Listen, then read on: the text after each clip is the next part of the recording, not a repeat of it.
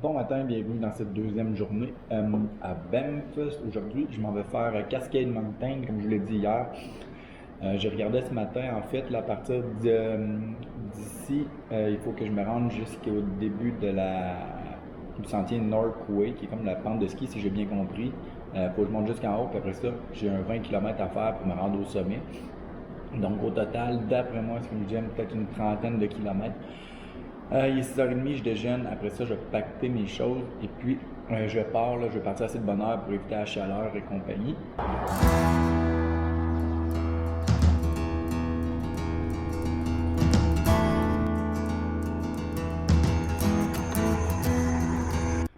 Fait que finalement, j'ai pris l'autobus pour me rendre jusqu'au centre-ville. Fait que je pars du centre-ville. Là, je me dirige vers Northway avant de monter vers Cascade. C'est genre... J'ai pris souvent en tout partout 5 km. Fait que plutôt que courir sur de l'asphalte, je me suis dit, ben, aussi bien prendre l'autobus, c'est gratuit. Fait que c'est ça qui est ça. Fait que je m'en vais à Northway, je monte ça, puis je m'en vais vers le sommet dans une couple d'heures.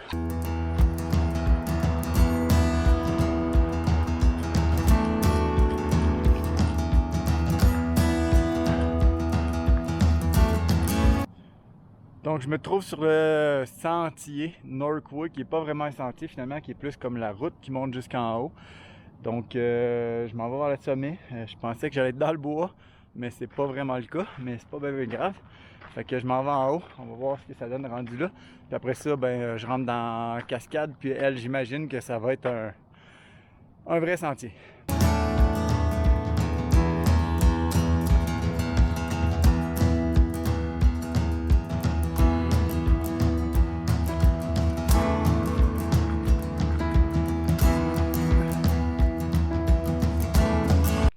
Premier bout du sentier de fait, fait que je suis arrivé à la station de ski Northway.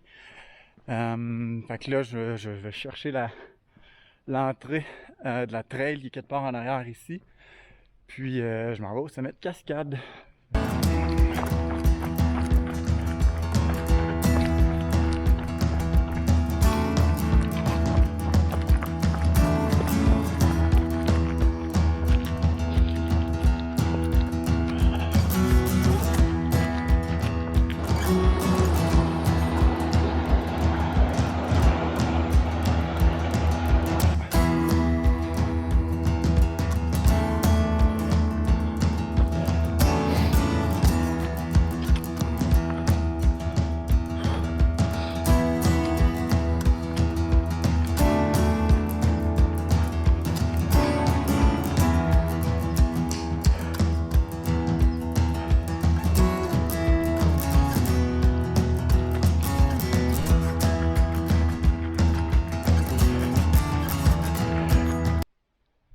Finalement, j'ai décidé d'arrêter à Cascade, à l'amphithéâtre Cascade en fait.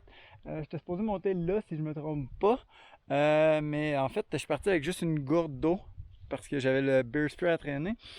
Puis selon la map, ben, il était supposé avoir un ruisseau à peu près ici, là, après 15 km. Mais j'en ai pas trouvé. Fait que je manque d'eau.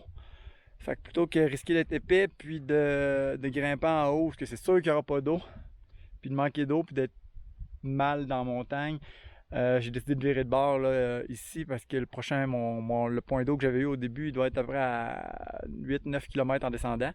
Il m'en reste un petit peu, mais pas beaucoup. Fait que pour demain, je vais m'assurer de traîner au moins 2 gourdes, là. Pas me fier aux cartes parce que j'ai l'impression que les ruisseaux, en tout cas, c'est comme au Québec, sont un peu plus asséchés que d'habitude. Fait que c'est ça qui est ça. Fait que ça me donne 16,5 km m'en venir ici quand même. Fait que ça va être quand même une bonne journée. Puis donc là je redescends tranquillement vers le point d'eau parce que j'ai soif.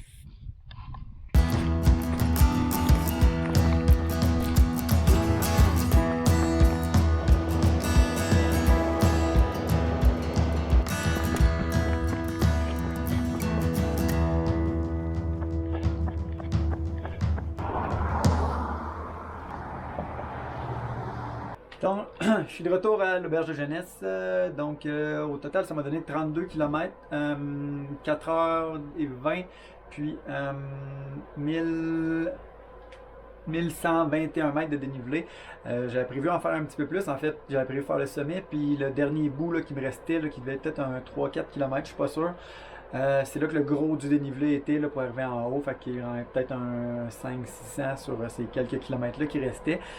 Mais bon, j'ai mal géré mon eau, j'ai appris de ça. Fait que demain, puis pour les prochaines randos, je vais m'assurer d'amener les 2 gourdes là, pour être sûr que peu importe ce qui arrive, je vais être correct d'avoir au moins assez d'eau. Là, je vais dîner, puis l'après-midi, ben, je sais pas encore. Je vais redescendre probablement dans la ville, aller visiter, aller jouer aux touristes, là, aller visiter probablement la chute qui est en ville, puis une couple de petites choses. Fait que je vous amène là-dedans. Fait que je vais vous faire visiter un peu le centre-ville, puis les différentes choses qu'il y a dans ce coin-là. Fait que à tantôt!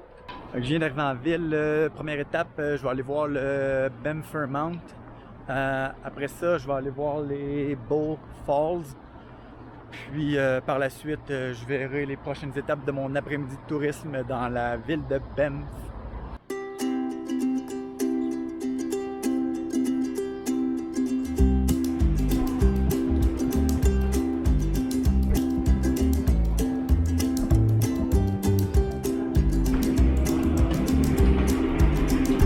Voilà pour le tour du Fairmount à Banff.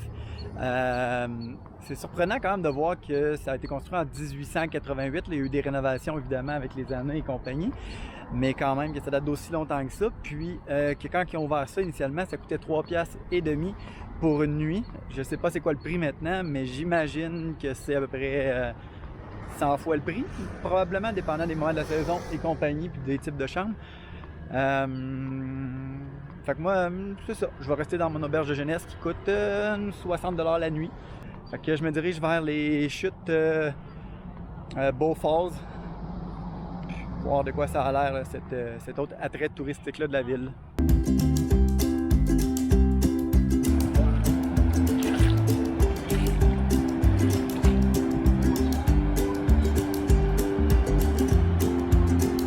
Je suis rendu au pied des Bow Falls qu'on voit en arrière. Là, je vais remonter la trail par en haut. Puis, je vais vous montrer un petit peu ce que ça a l'air de plus proche, là, ces chutes-là. Après ma prochaine étape de touriste d'après-midi, je pense que je vais essayer d'aller voir c'est quoi Cave and Bassin. Je suis pas sûr exactement c'est quoi, mais je viens de voir ça sur une carte. Fait que je suis pas trop loin, puis c'est sur mon chemin vers le retour vers le centre-ville. Fait que je vais aller voir ça après.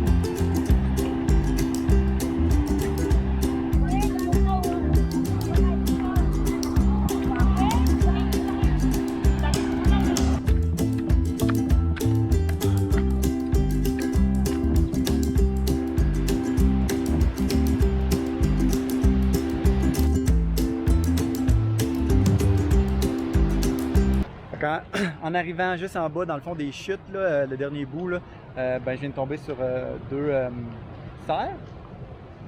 I guess, je suis pas un super biologiste, qui sont juste là à côté de moi. Fait que la trail, ça ressemble à ça. Les chutes, je sais pas si la caméra le rend bien, là, mais sont vraiment belles. L'eau est comme un bleu, là, le bleu classique qu'on cherche dans l'ouest un peu partout. Puis l'eau est vraiment froide. Là. Sur une des pancartes, c'est écrit que même l'été, le plus chaud qu'elle va être, c'est 50 Fahrenheit, 10 degrés Celsius.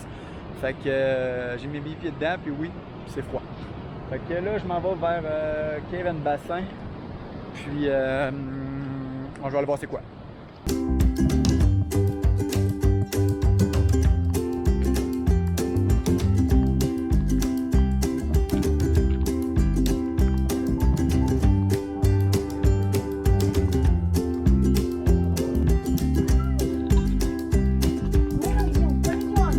Je viens de terminer la visite de Cave and Bassin. En jasant avec les gens là, de Parc Canada, en fait, ce que j'ai appris, c'est que c'était le premier endroit au Canada, le premier parc national au Canada, en fait, là, en 1883. Puis ici, en fait, les gens ils venaient parce qu'il y avait 2 sources thermales, Cave and Bassin, pour se baigner. Avec les années, là, ça avait été beaucoup modifié vers autre chose. Là. Ça avait été, c'est même devenu une piscine qui a été fermée en 1982. Puis plus récemment, en fait, il n'y a plus personne qui se baigne ici. Là, fait que c'est rendu un endroit pour la préservation de petits escargots qu'on trouve seulement ici. Donc, ça sert à ça, à la préservation de ces natures-là.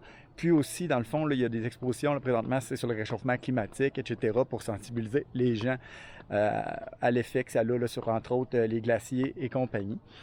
Puis autour d'ici, ben, en fait, là, comme là, je me promène, il y a une couple de petits sentiers pédestres autour aussi, là, qui permettent de découvrir la nature qui est autour de cet espace-là. Donc là, je fais le tour de tout ça. Puis après ça, ça va être fini pour mon excursion de tourisme aujourd'hui. Je vais m'en retourner tranquillement vers l'auberge de jeunesse. Puis ça va être ça pour la journée numéro 2 à Banff. Donc encore une fois, merci beaucoup à tous ceux qui ont pris le temps d'écouter.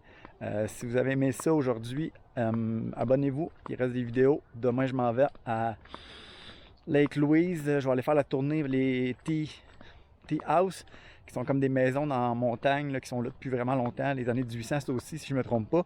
Puis à cette heure, ben, tu peux manger là, prendre un café. Donc, je vais aller faire une petite visite de tout ça. Puis c'est ça pour aujourd'hui. Bonne soirée!